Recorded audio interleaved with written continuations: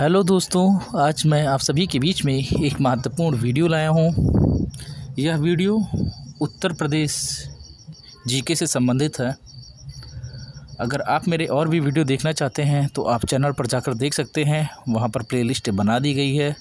साथ ही में जो लोग टेलीग्राम ग्रुप को नहीं ज्वाइन किए हैं उन लोगों के लिए डिस्क्रिप्शन बॉक्स में लिंक दे दिया जाएगा, वहाँ से वो ज्वाइन कर लें। दोस्तों, आज के इस वीडियो में हम लोग उत्तर प्रदेश की भौतिक संरचना व जलवायु के बारे में देखने वाले हैं।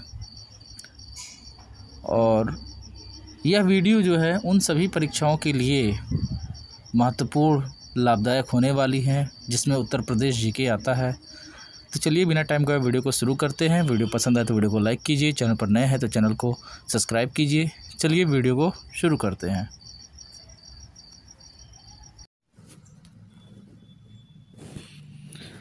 भौतिक संरचना व जलवायु संक्षिप्त वन लाइनर है। तो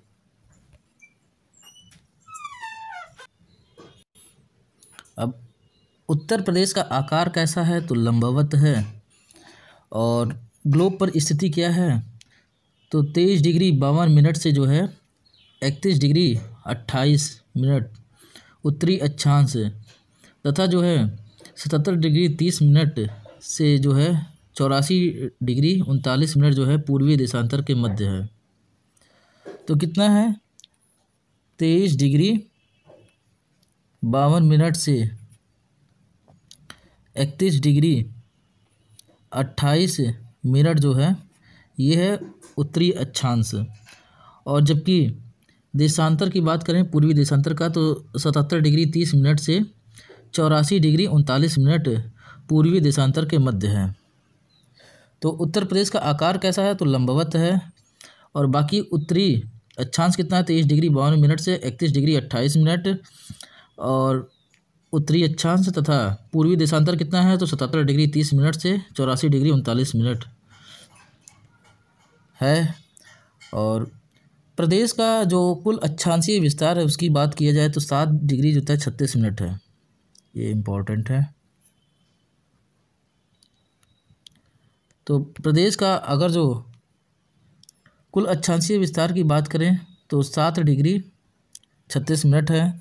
और पूर्व से पश्चिम तक लंबाई कितना है, तो 650 किलोमीटर है। पूरब से पश्चिम तक लंबाई कितना है, यानी कि ये वाला कितना है, 650 किलोमीटर है। और उत्तर से दक्षिण से जो है उत्तर की चौड़ाई कितना है, मतलब लंबाई वाला जो है ये जो है 240 किलोमीटर। तो पूर्व से पश्चिम कितना है, 650 किलोमीटर। और दक्षिण से जो है उत्तर कितना है, तो 240 किलोमीटर है। और प्रदेश का जो है कुल क्षेत्रफल कितना है, 2,40,928 वर्ग किलोमीटर, और जो कि भारत का जो है 7.33% है। अच्छा, भारत का कुल क्षेत्रफल कितना है, तो 32,87,263 वर्ग किलोमीटर है। और भारत जो है वर्ल्ड का 2.1% जो है एरिया अपने पास रखता है। तो प्रदेश का जो है उत्तर प्रदेश का कितना जो है कुल क्षेत्रफल कितना है, तो 2,40,928 वर्ग किलोमीटर है, जो कि भारत का 7.33% है। और प्रदेश के कुल क्षेत्रफल का जो है नगरीय क्षेत्र कितना है, तो प्रदेश का जो कुल क्षेत्रफल है 2,40,928 का, उसमें जो है नगरीय क्षेत्र कितना है, तो 2.7% है, 6,558 वर्ग किलोमीटर।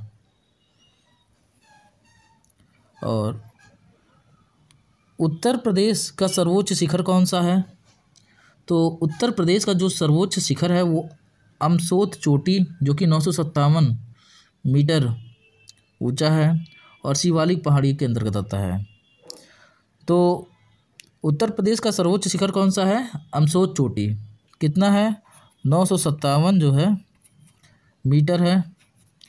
और जो किस में है, तो शिवालिक पहाड़ियों में। और क्षेत्रफल की दृष्टि से देश में उत्तर प्रदेश का स्थान कौन सा है? तो क्षेत्रफल की दृष्टि से उत्तर प्रदेश का स्थान चौथा है। अब उत्तर प्रदेश का चौथा है तो पहले दूसरे तीसरे पे भी कोई होगा। तो पहले पे है राजस्थान आपका, और दूसरे पे है मध्य प्रदेश आपका, और फिर तीसरे पे महाराष्ट्र, और चौथे पे जो है आपका उत्तर प्रदेश है। तो क्षेत्रफल की दृष्टि से उत्तर प्रदेश का स्थान कौन सा है? तो चौथा स्थान है। पहले पे राजस्थान आता है, दूसरे पे मध्य प्रदेश आता है, और तीसरे पे महाराष्ट्र आता है। अब सर्वाधिक क्षेत्रफल वाले 5 जिलों की बात करते हैं घटते क्रम में।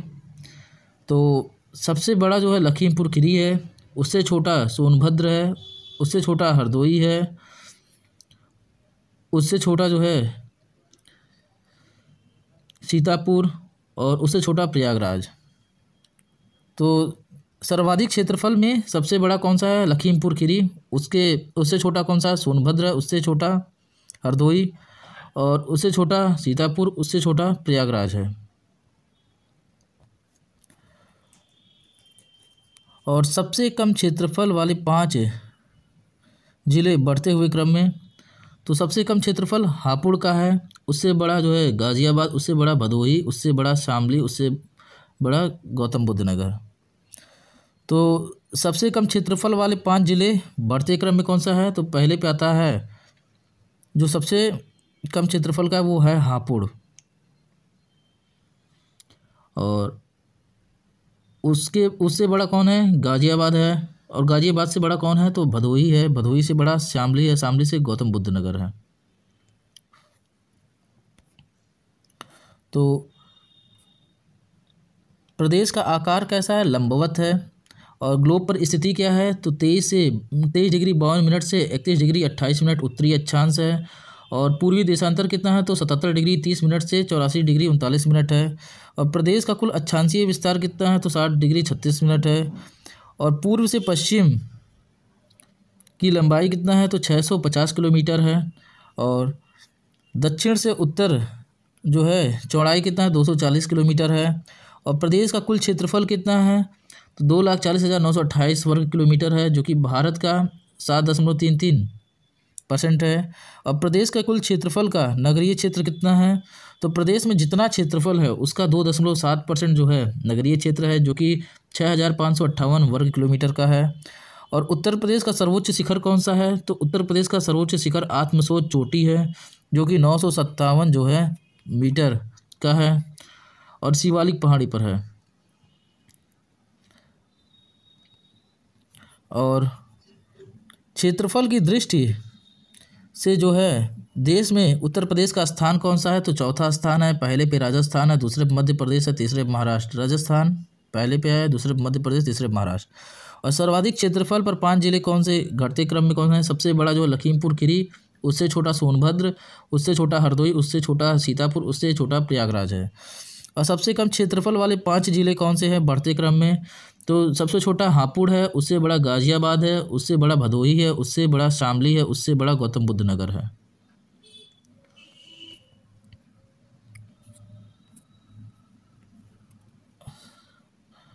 अब है उत्तर प्रदेश के सीमावर्ती जिले, प्रदेश व देश। जैसे उत्तर प्रदेश जो है, मान लिया ये आपका उत्तर प्रदेश है, यहाँ पे आपका नेपाल है, और कुछ ज़िले जो हैं सीमावर्ती लगे हुए हैं अदर स्टेट के। नेपाल एक देश है ना, तो उनके बारे में चर्चा होगी। तो उत्तर प्रदेश का जो है सबसे पूर्वी और पश्चिमी ज़िला कौन सा है? तो उत्तर प्रदेश का जो सबसे पूर्वी है, जो सबसे इधर की तरफ है, वो है बलिया। और सबसे पश्चिमी कौन सा? शामली है, जो सबसे इधर इस साइड पश्चिम की ओर है। तो उत्तर प्रदेश का सबसे पूर्वी जिला कौन सा है? बलिया है आपका। और उसके बाद तथा जो है सबसे पश्चिमी जिला कौन सा है? तो शामली है। और प्रदेश का सबसे उत्तरी और सबसे दक्षिणी जिला कौन सा है? सबसे उत्तरी जो है सहारनपुर है, और सबसे दक्षिणी कौन सा है? तो सोनभद्र है। तो प्रदेश का सबसे उत्तरी कौन सा है जिला? सहारनपुर है। और सबसे दक्षिणी कौन सा? सोनभद्र है। सोनभद्र जो है 4 राज्य के साथ जो है सीमा साझा करता है और सहारनपुर 3। और नेपाल से सटे 7 जिले पूरब से पश्चिम की ओर बात करेंगे तो इधर से इधर की तरफ, पूरब से पश्चिम, पूरब इधर से है।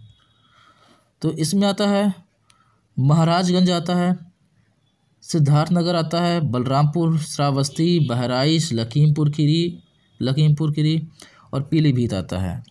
तो नेपाल से सटे हुए अगर 7 जिलों की बात किया जाए तो कौन कौन आता है उसमें? महाराजगंज आता है, और उसके बाद सिद्धार्थनगर आता है, बलरामपुर आता है, श्रावस्ती आता है, और बहराइच आता है, लखीमपुर आता है, और पीलीभीत आता है। और प्रदेश की नेपाल सीमा की लंबाई कितना है? जो उत्तर प्रदेश है वहाँ पर जो है नेपाल की जो सीमा की लंबाई है कितना है? तो 579 है।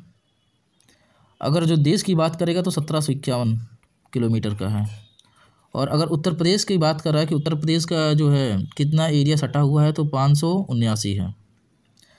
और प्रदेश से सटे हुए राज्यों की संख्या तो 9 है, टोटल 9 है, जिसमें से 8 राज्य हैं और 1 केंद्र शासित प्रदेश है। उत्तर प्रदेश से सटे हुए राज्यों में कौन सा है? तो 8 राज्य हैं और 1 केंद्र शासित प्रदेश है, टोटल 9 है संख्या। और प्रदेश से सटे हुए राज्य तो इसमें आता है हरियाणा,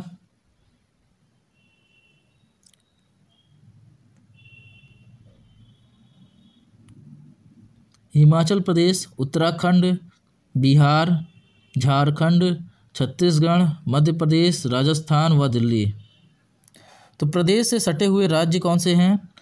तो हरियाणा है, हिमाचल प्रदेश है, उसके बाद उत्तराखंड है, फिर बिहार है, उसके बाद झारखंड है, उसके बाद जो है छत्तीसगढ़ है, फिर मध्य प्रदेश है और राजस्थान है, उसके बाद जो है दिल्ली है।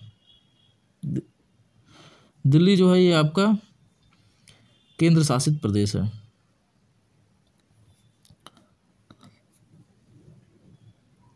और उत्तराखंड से सटे 7 जिले कौन से हैं? तो इसमें सहारनपुर, मुजफ्फरनगर, बिजनौर, मुरादाबाद, रामपुर, बरेली, पीलीभीत है। तो उत्तराखंड से सटे 7 जिले कौन से हैं? सहारनपुर, मुजफ्फरनगर, बिजनौर, मुरादाबाद, रामपुर, बरेली और पीलीभीत है। और हरियाणा से सटे 6 जिले उत्तर प्रदेश उत्तर से दक्षिण की ओर कौन सा है? तो हरियाणा सटे हुए सहारनपुर, शामली, बागपत, गौतम बुद्ध नगर, अलीगढ़ और मथुरा।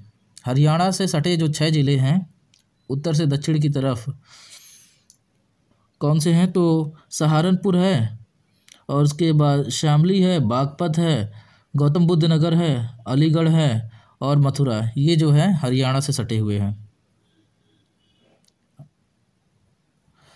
और दिल्ली से सटे 2 जिले उत्तर से दक्षिण की तरफ कौन से हैं? तो गाज़ियाबाद है, गौतम बुद्ध नगर है। तो दिल्ली से सटे 2 जिले में कौन सा है? गाज़ियाबाद, गौतम बुद्ध नगर। और उसके बाद हरियाणा और उत्तर प्रदेश के बीच सीमा निर्धारक नदी कौन सी है? तो वह कौन सी नदी है जो हरियाणा और उत्तर प्रदेश के बीच सीमा का निर्धारित करती है? तो वो है यमुना नदी है। तो यमुना नदी हरियाणा और उत्तर प्रदेश के बीच सीमा निर्धारक नदी है। और राजस्थान से सटे 2 जिले दक्षिण से उत्तर की तरफ कौन से हैं? तो राजस्थान से सटे 2 जिले दक्षिण से उत्तर की तरफ आगरा है और मथुरा है। आगरा और मथुरा राजस्थान से सटे 2 जिले हैं दक्षिण से उत्तर की तरफ। उसके बाद मध्य प्रदेश से सटे 11 जिले उत्तर से दक्षिण की तरफ कौन से हैं? तो मध्य प्रदेश से सटे जो है 2 जिले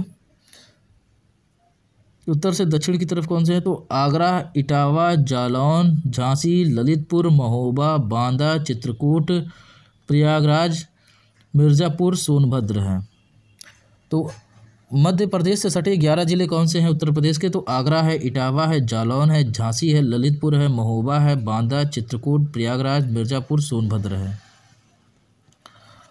और बिहार से सटे 7 जिले दक्षिण से उत्तर की तरफ कौन से हैं? तो सोनभद्र है, चंदौली है, गाजीपुर है, बलिया, देवरिया, कुशीनगर का पडरौना आता है और उसके बाद महाराजगंज है। तो बिहार से सटे सटे जो है 7 जिले क्रमशः कौन से हैं? तो सोनभद्र, चंदौली, गाजीपुर, बलिया, देवरिया, कुशीनगर का जो है पडरौना, उसके बाद महाराजगंज है। अब छत्तीसगढ़ से सटे जिले कौन से हैं? तो छत्तीसगढ़ से केवल सोनभद्र सटा हुआ है। झारखंड से सटे जिले कौन से हैं? तो वहाँ पे भी केवल सोनभद्र आता है। और सोनभद्र से सटे राज्यों की संख्या तो उसमें जो है 4 आता है। मध्य प्रदेश है, छत्तीसगढ़ है, झारखंड है, बिहार है।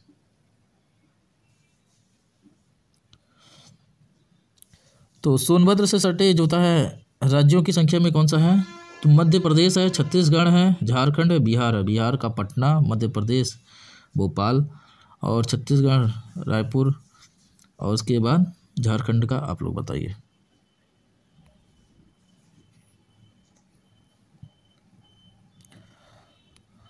और सहारनपुर से सटे राज्यों की संख्या कितना है? तो सहारनपुर से सटे हुए जो होता है राज्यों की संख्या 3 है। इसमें पहला था हरियाणा, दूसरा था हिमाचल प्रदेश, तीसरा था उत्तराखंड। तो सहारनपुर से सटे जो होता है राज्यों की संख्या कितनी है? तो 3 है। हरियाणा है, हिमाचल प्रदेश है और उत्तराखंड है। और उत्तर प्रदेश से लगे सर्वाधिक सीमा रेखा वाला राज्य कौन सा है? तो कौन सा ऐसा राज्य है जो उत्तर प्रदेश के ज़्यादा से ज़्यादा सीमा से सटा हुआ है? तो उसमें आता है मध्य प्रदेश है। भोपाल गैस त्रासदी यहीं पे हुआ था, मध्य प्रदेश में ही। और उत्तर प्रदेश की न्यूनतम सीमा को स्पर्श करने वाला राज्य कौन सा है जो बहुत छोटा पोर्शन को स्पर्श करता है? तो हिमाचल प्रदेश है।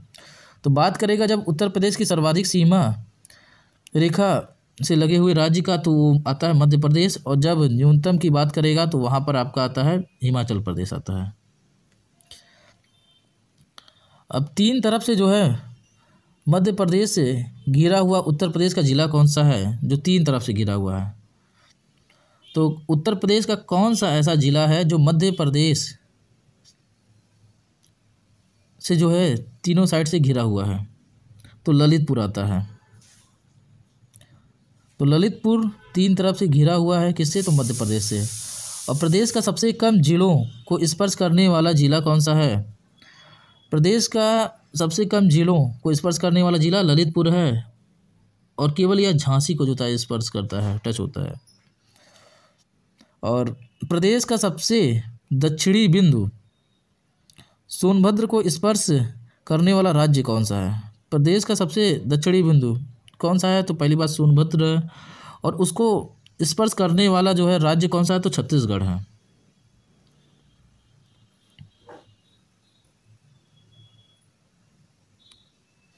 और प्रदेश के सबसे उत्तर पश्चिमी बिंदु जो कि सहारनपुर है उसको स्पर्श करने वाला राज्य कौन सा है? तो प्रदेश का जो सबसे उत्तर पश्चिमी बिंदु है सहारनपुर, जो ऊपर की तरफ है, उसको स्पर्श करने वाला राज्य कौन सा है? तो हिमाचल प्रदेश है, सबसे उत्तर पश्चिमी बिंदु को। और प्रदेश का सबसे पूर्वीय जो कि बलिया है और सबसे पश्चिमी जो कि शामली है बिंदु को स्पर्श करने वाला राज्य कौन सा है? तो जो सबसे पूर्वीय है बलिया, इसको टच करने वाला कौन सा है? तो बिहार, नीतीश जी वाला इस समय पे। और सबसे पश्चिमी कौन सा है? शामली है, जो कि हरियाणा से टच होता है। तो प्रदेश का सबसे पूर्वीय जो कि बलिया का और सबसे पश्चिमी शामली जो बिंदु है उसको टच करने वाला राज्य क्या है? तो पूर्वी बिंदु को टच करने वाला बिहार, और पश्चिमी को जो है हरियाणा। अब है उत्तर प्रदेश के सीमावर्ती राज्य और उनके ज़िले। तो उत्तर प्रदेश के सीमावर्ती राज्य और उनके ज़िले में तो प्रदेश की सीमा से सटे मध्य प्रदेश के कुल 13 ज़िले हैं।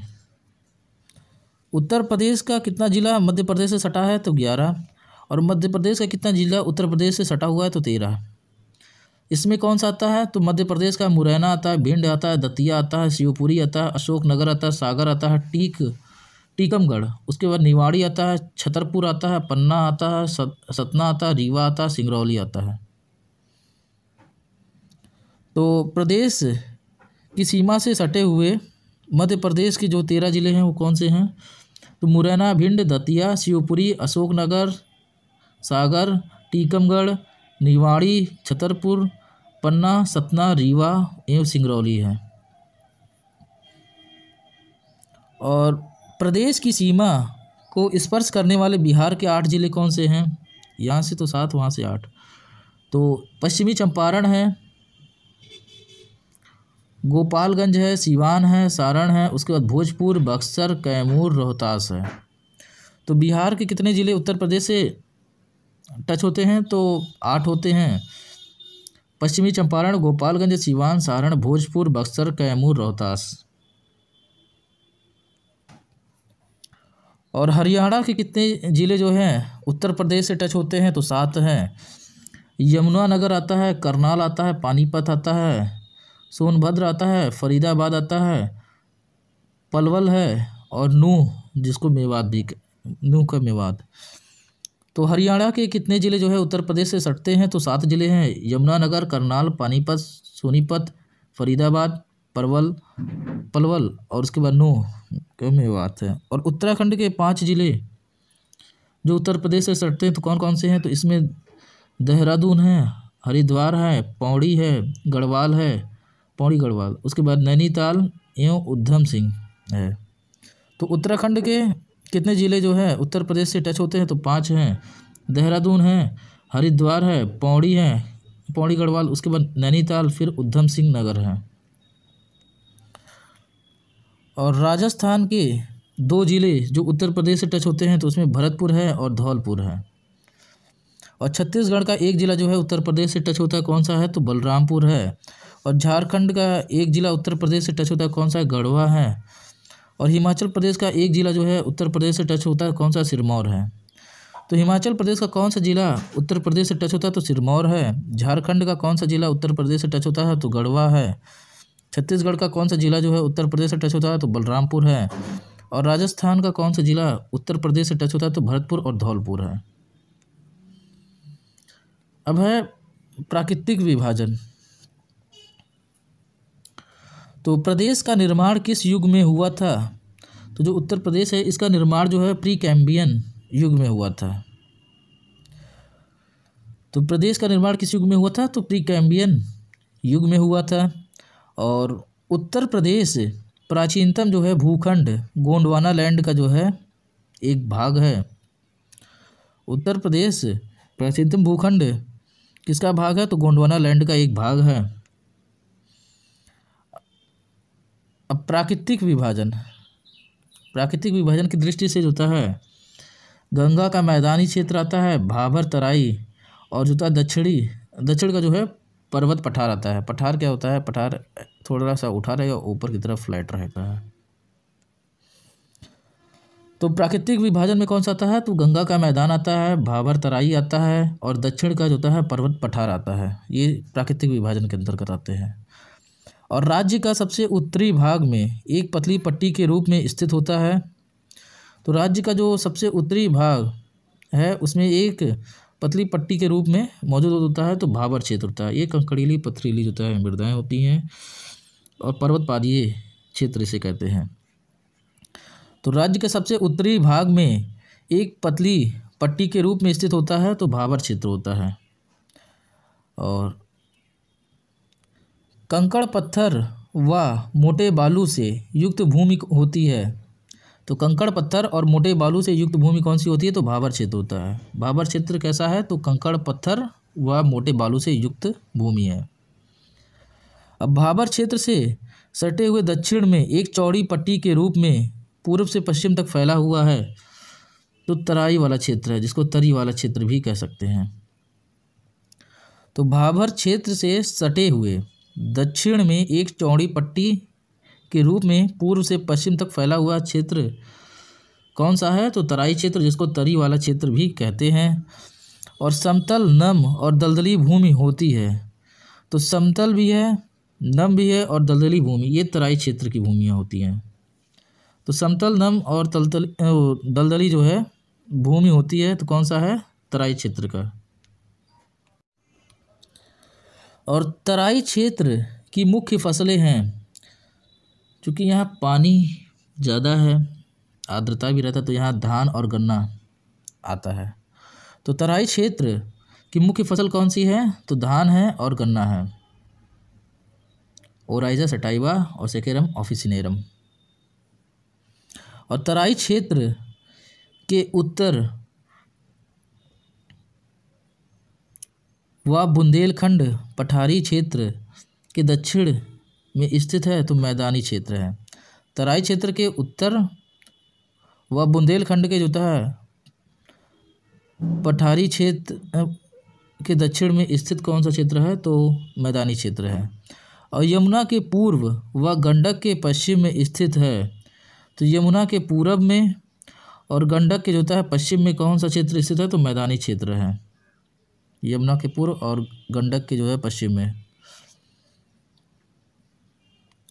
और गंगा, यमुना, घाघरा, शारदा, रामगंगा, राप्ती और व गंडक द्वारा लाई गई कार्प कीचड़ और बालू से निर्मित है, तो मैदानी क्षेत्र है। तो गंगा, यमुना, घाघरा, शारदा, रामगंगा, राप्ती व गंडक द्वारा लाई गई कार्प कीचड़ व बालू से निर्मित है, तो कौन सी मृदाएं निर्मित है? तो मैदानी क्षेत्र है। और मैदानी क्षेत्र के नवीनतम कार्प निक्षेपों को कहा जाता है। तो मैदानी क्षेत्र का जो नवीनतम कार्प निक्षेप है उसको क्या कहा जाता है? उसको खादर या कछार कहते हैं। और मैदानी क्षेत्र के पुराने कार्प निक्षेपों को कहा जाता है, तो मैदानी क्षेत्र का जो पुराना कार्प निक्षेप है उसको बांगर कहते हैं। और मैदानी क्षेत्र की ऊंचाई होती है तो 80 से 300 मीटर का। तो मैदानी क्षेत्रों के नवीनतम कार्प निक्षेपों को क्या कहा जाता है? खादर। जो नवीन है उनको खादर कहते हैं, जो पुराने हैं उनको कहते हैं बांगर कहते हैं। भंगार संबंधित। खादर खाद से ले सकते उपजाऊपन से। और मैदानी क्षेत्र की ऊंचाई है तो कितना है? तो 80 से 300 मीटर है होता है। और मैदानी क्षेत्र का ढाल उत्तर से पश्चिम है, तो दक्षिण पूरब की ओर। जो मैदानी क्षेत्र है उसका ढाल जो है उत्तर से पश्चिम कैसा है? तो दक्षिण पूरब की ओर है। और खादर क्षेत्रों में नदियों द्वारा आवरण क्षय होने से बनते हैं। जो खादर क्षेत्र होते हैं उसमें नदियों द्वारा जो आवरण क्षय होता है उससे क्या बन जाता है? बीहड़ बन जाता है। तो बीहड़ किससे बनता है? तो खादर क्षेत्रों में नदियों द्वारा आवरण क्षय होने से जो है बनते हैं। और प्रदेश में सर्वाधिक बीहड़ों का निर्माण हुआ है, तो कहाँ पर हुआ प्रदेश में सर्वाधिक बीहड़ों का निर्माण? तो चंबल व यमुना तट पर। प्रदेश में सर्वाधिक होता है बीहड़ का निर्माण कहाँ हुआ है? तो चंबल व यमुना तट पर।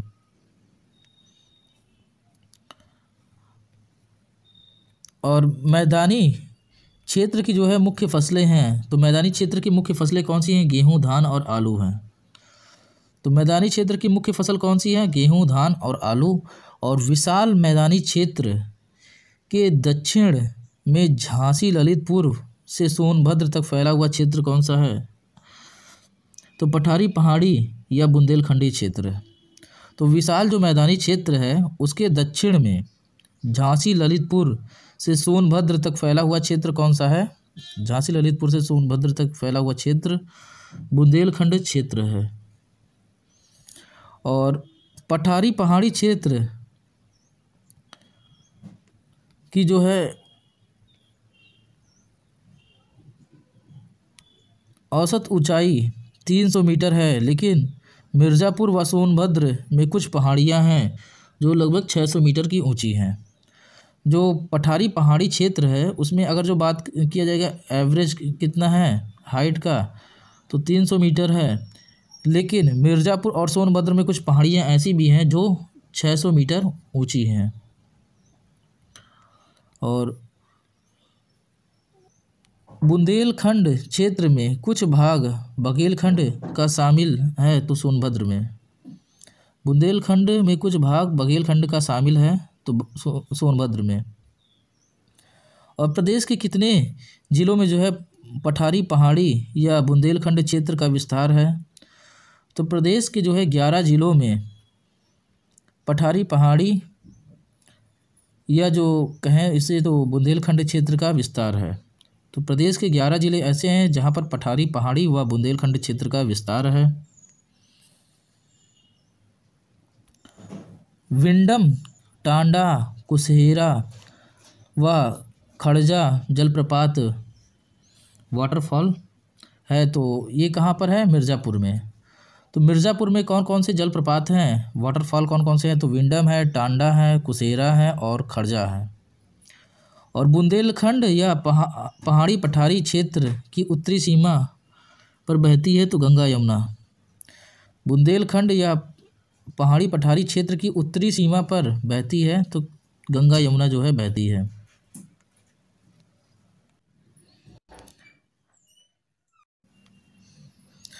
बुंदेलखंड या पहाड़ी पठारी क्षेत्र की पश्चिमी सीमा पर बहती है तो बुंदेलखंड या जिसको पहाड़ी पठारी क्षेत्र भी कहते हैं उसके पश्चिमी सीमा पर कौन सी नदी बहती है? तो बेतवा नदी।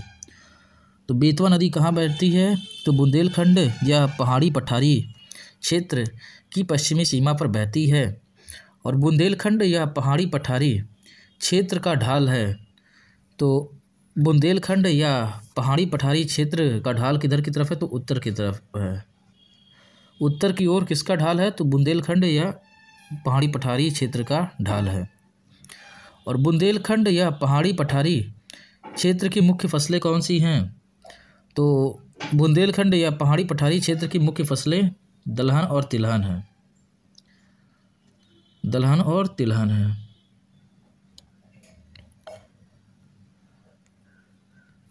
और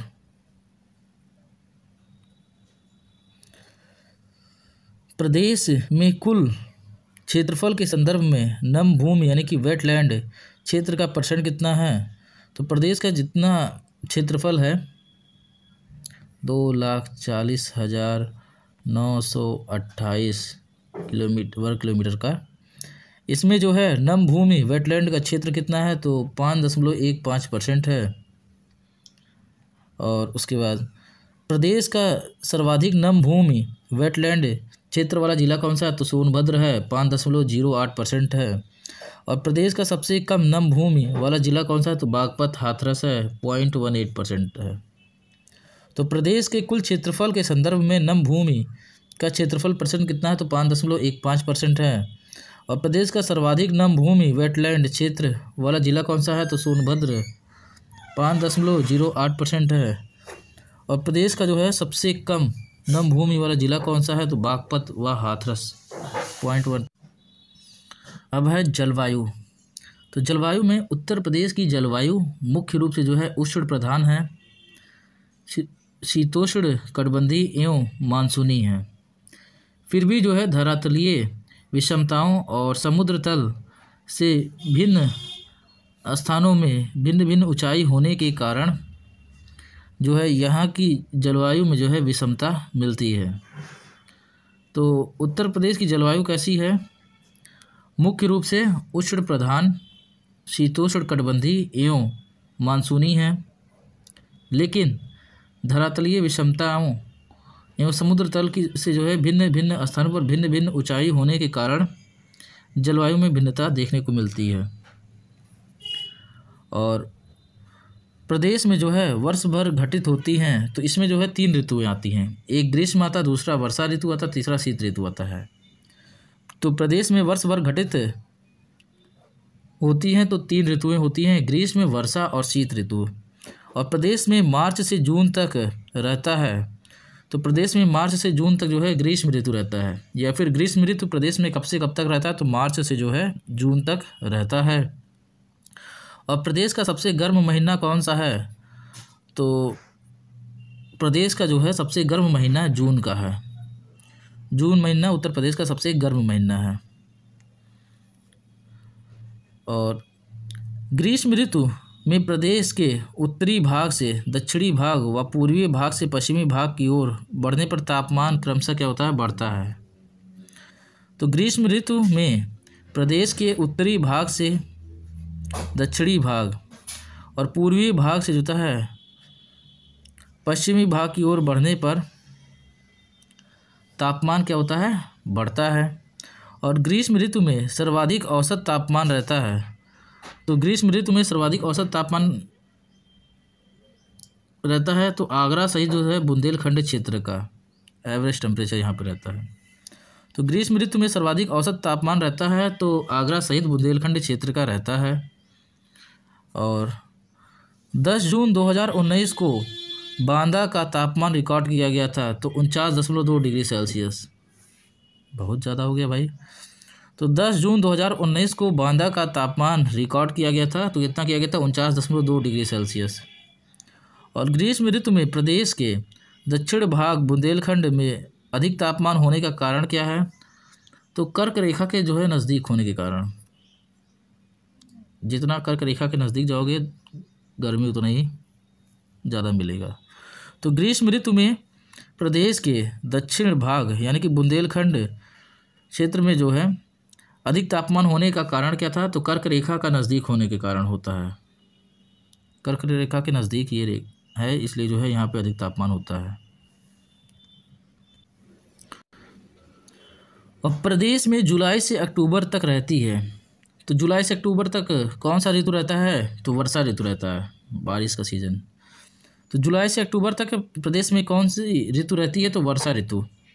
और प्रदेश में बंगाल की खाड़ी के मानसून को जाना जाता है तो पूर्वा नाम से। प्रदेश में जो बंगाल की खाड़ी का मानसून है उसे किस नाम से जाना जाता है, तो पूर्वा नाम से जाना जाता है। और प्रदेश में होने वाली संपूर्ण वर्षा का 80 से 83% भाग होता है तो पूर्वा दक्षिण पश्चिमी जो है मानसून से होता है। तो प्रदेश में होने वाली जो संपूर्ण वर्षा है उसका जो है 80 से 83% जो है किससे होता है, तो पूर्वा से होता है और दक्षिण पश्चिमी मानसून से। और प्रदेश में पूर्वा से सर्वाधिक और सबसे कम वर्षा होती है। तो प्रदेश में पूर्वा से सर्वाधिक वर्षा जो है पूर्वी तराई में होता है और सबसे कम जो है पश्चिमी मैदानी क्षेत्र में होता है। तो प्रदेश में जो है पूर्वा से सर्वाधिक और सबसे कम वर्षा, तो सर्वाधिक कहाँ होता है, तो पूर्वी तराई क्षेत्र में होता है और सबसे कम जो होता है पश्चिमी मैदानी क्षेत्र में होता है। और सर्वाधिक और सबसे कम वर्षा वाला जिला कौन सा है, तो सर्वाधिक और सबसे कम वर्षा वाले ज़िले में तो सर्वाधिक में आता है गोरखपुर 184.7 सेंटीमीटर और सबसे कम में जो होता है मथुरा में होता रहता है 54.4 सेंटीमीटर। तो सर्वाधिक वर्षा जो होता है गोरखपुर में होता है, हमेशा यहीं पे होता है, बस कभी कभार चेंजेस आते हैं। और उसके बाद सबसे कम जो है मथुरा में होता है। और प्रदेश में पूरब से पश्चिम और उत्तर से दक्षिण चलने वाली वर्षा की मात्रा क्रमशः है तो घटती रहती है। प्रदेश में जो है पूरब से पश्चिम और उत्तर से दक्षिण चलने वाली वर्षा की मात्रा क्या होता है, घटती रहती है। और प्रदेश में सर्वाधिक वर्षा वाला महीना कौन सा है, तो जुलाई है। तो प्रदेश में सर्वाधिक वर्षा वाला महीना कौन सा है, तो जुलाई है, जुलाई।